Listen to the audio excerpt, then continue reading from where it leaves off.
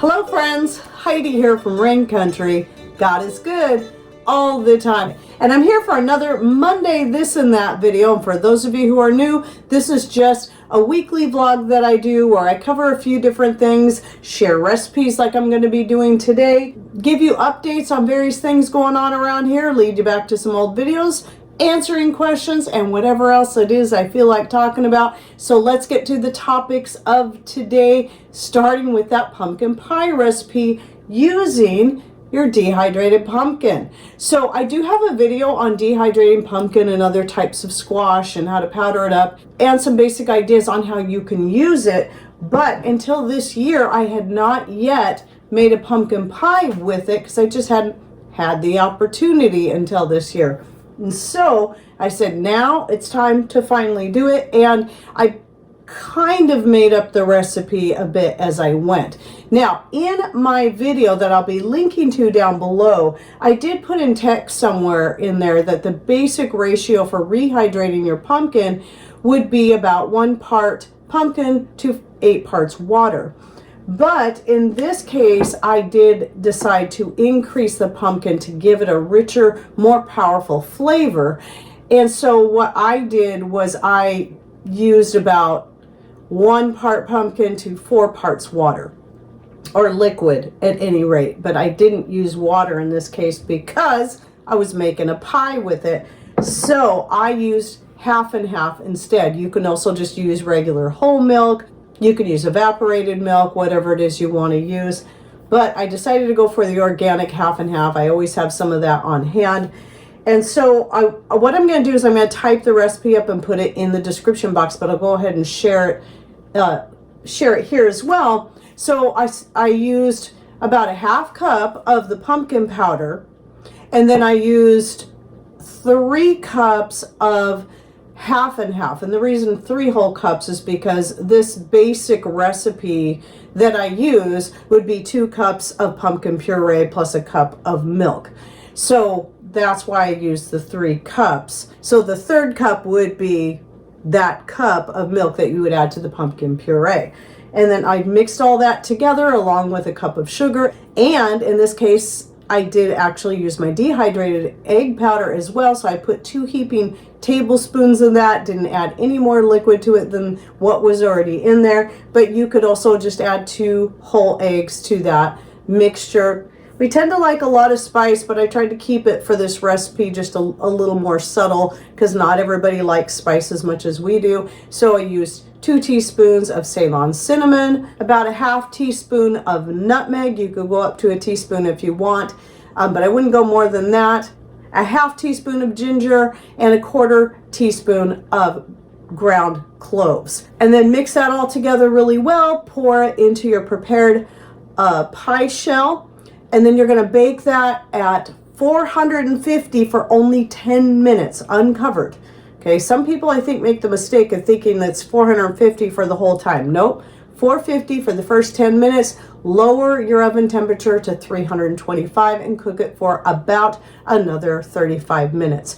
And yes, the pumpkin pie turned out amazing. It was so good. I will definitely be doing it this way from now on because, for one, dehydrating my pumpkin is the only way I put it up now, because canning it or even putting it in jars and freezing up takes up so much more room than dehydrating. But I find having it dehydrated actually gives me all the same uses I would have with a pumpkin puree, not dehydrated. Plus I get even more things like adding it to icing, adding it to coffee with a little bit of half and half and some spices if I want to make my own pumpkin spice latte, which I do maybe once a year.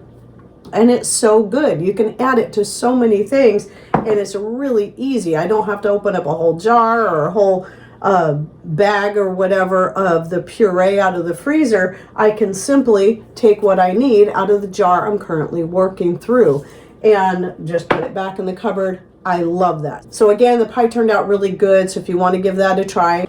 And of course, if you're a vegan, you can replace that milk with something like almond milk, cashew milk, Brazil nut milk, whatever your favorite one is to make. And if you'd like to learn more about that, I'll link to my full dairy-free playlist in the description box down below. So next thing I'm going to talk about are eggshells. And I've got a bunch here I need to process up. Normally what I do with my eggshells is I just take my masher that Patrick made and I mash them up. They're pretty coarse, but just enough where I can mix it in with my chicken scratch, and then that gets thrown out to the chickens.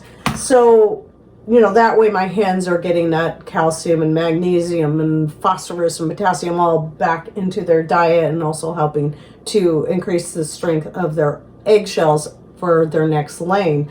But today what I need to do is I need to, and these have been rinsed well. If you're going to use this the way I use it and you're concerned about salmonella, then all you got to do is bake them in the oven at about 200 degrees for 10 minutes, and that would kill it.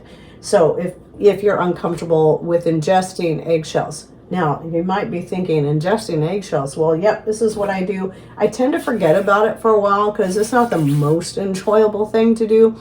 But I'll notice my teeth will start to get that kind of translucent look to them. And I'm like, oh, I need more calcium and magnesium in my diet and the other minerals.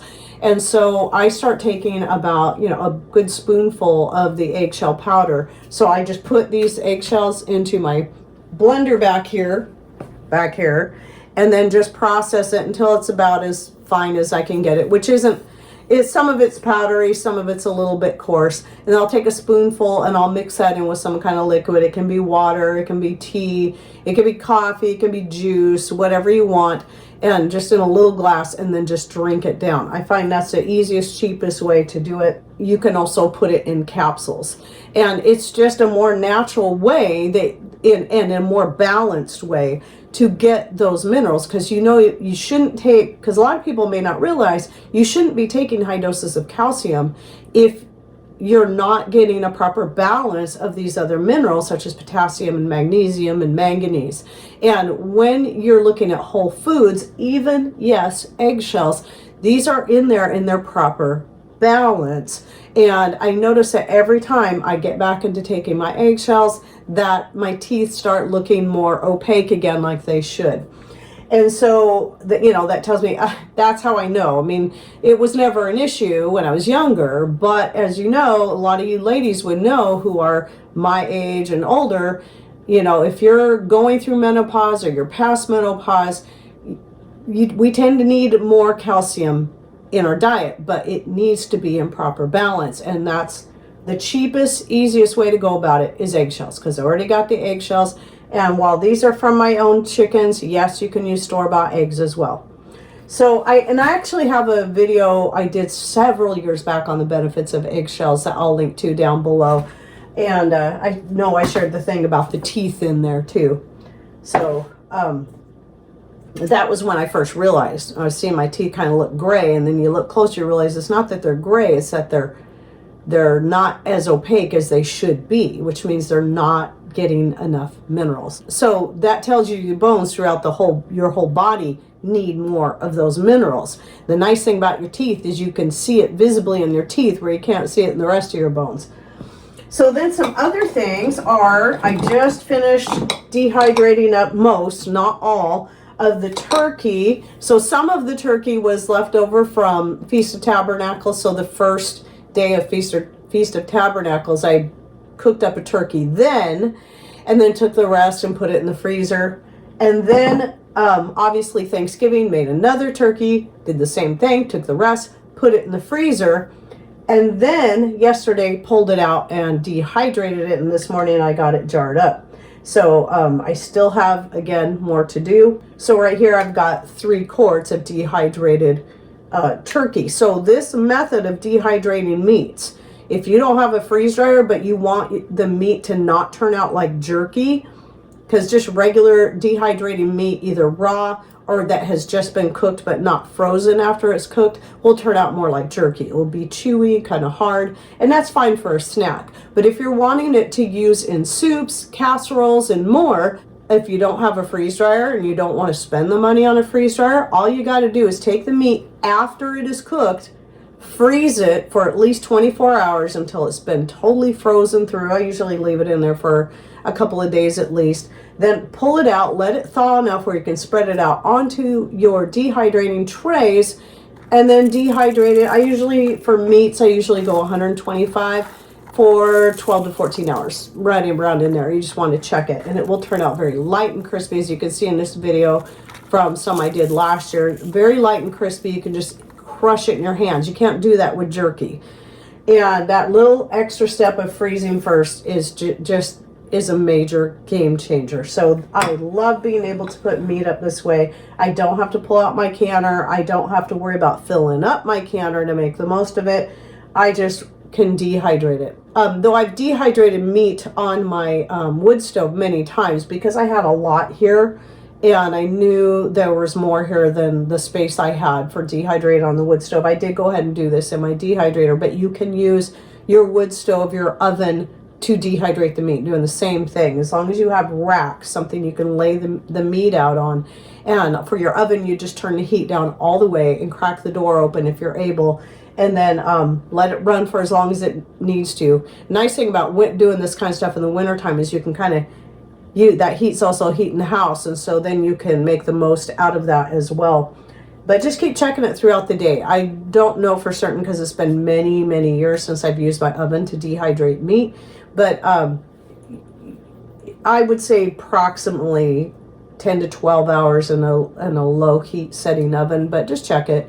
If it's not, if it's still flexible, it's not ready. If it just snaps and crackles and crushes in your fingers, it's ready. And then, of course, you know, the bone broth, I also have a video on that I'll link to down below. The main difference I do now with the bone broth is I've decided it just makes it turn out a lot better and dehydrate up nicer if I remove most of the fat. So after I make the bone broth, I cook it for 2 to 3 days, and then I put it in the fridge so all the fat will go to the top and kind of solidify, and then I can just lift it off. Then I dehydrate up the rest, and that turns out really good that way. And so I have plenty of broth here to last me quite a while. And then this jar is actual beef jerky. So I took a roast, and this isn't all of it. I had another another pint of jerky that we're just, I think there's still a little bit left. Yeah, there's still a bit left. It's what we're working on, and this is going to go back in storage. But as always, I leave my vacuum sealed jars out on the counter, preferably for a couple days, to make sure the seal on the lid's going to hold. Usually 24 hours is enough to tell if your lid's going to hold or if you need to reseal it or get a new lid or even a new jar. But yeah, so you can see my video that it was a remastered one from one I did back in 2017 or 2018 on how to make your own beef, elk, whatever kind of jerky you want. And what I use in this batch, I did add the liquid smoke. I do prefer the liquid smoke in there. It just adds a little more flavor and makes it so tasty. Yeah. Okay, I just had to move all this stuff around so that you could see I did get myself some more of the Shepherd's Crook coffee, and so I could try out more flavors, because they also sell a big bag. And before I invest in the big bag, I want to try some smaller bags and just taste each one and see what I think about the different blends. We tend to prefer a dark roast, but I will say, and I said this last week, I've got the medium, what is it? Where is it? The Honduras is a medium roast, and it is really good. I also, one of my other favorites is a Shepherd blend. This is one of the new ones I tried. I tried this one yesterday. It's a medium dark roast, and that is really, really good. I do like the Peru and the Guatemala. They're all so far, all of them are good. These two here I haven't tried yet, but they smell amazing. So what I have here is a Colombia and the Homestead blend. If you go to their website, it's really kind of interesting. Even on the bags, it will tell you the notes that you would get in that. Like this one here, the Colombia, is fudge, hazelnut, pears, and spiced rum. So that doesn't mean that's in the coffee, but that's the kind of notes you'll get. You can go to their site and check out those, you know, and read about each one and just try them out. You can even choose a sampler pack of 3, and then you get to choose which 3 you want to put in your sampler pack, and you'll save a little bit of money doing it that way because you're buying 3 bags at a time. Anyway, very happy with them. A small U.S. business, family owned. They are believers, and they also gave me a coupon code to give to you on your that you can use on your first order, which is RAIN25. So you can save 25% on your very first order by using that coupon code. Oh, and by the way, one more thing before I go. So some of you know I've been doing live shows on Sunday. I'm really enjoying doing the live shows. It's just fun to get more involved and talk more directly with people. Well, one of the more recent ones I did was on what to do with your holiday meal leftovers. So you might want to go check that out and read the comments that people add in there. And then I also have a playlist on making the most of leftovers that I started quite a number of years ago that you can also check out, of just different things I make using leftover meats such as turkey, chicken, beef roast, fish, and the like. So I'll go ahead and link to that full playlist down below, along with the show to that particular live link, if you would like to check that out. And just to give you some more ideas, because I know some of you still have more holiday meals coming up, and you might want to have those ideas on hand. So I hope you enjoyed my vlog for the day. And any thoughts, ideas you'd like to share, please put them in comments down below. Your comments really do help us. Your thumbs up and all that, they really help get us back into the algorithms again, hopefully. And I want to say I appreciate all of you who have been supporting me and knowing everything I've been going through with my channel, especially the last few weeks. It's been really tough. So I appreciate everything you do to help give our channel a boost. And yeah, anyway, share your comments down below, because not only is that more great information that others can learn from, it also helps us out. And the other great thing about that is it doesn't cost you anything but whatever time it takes you to type up that comment and share it. So thanks for watching. Take care, and God bless.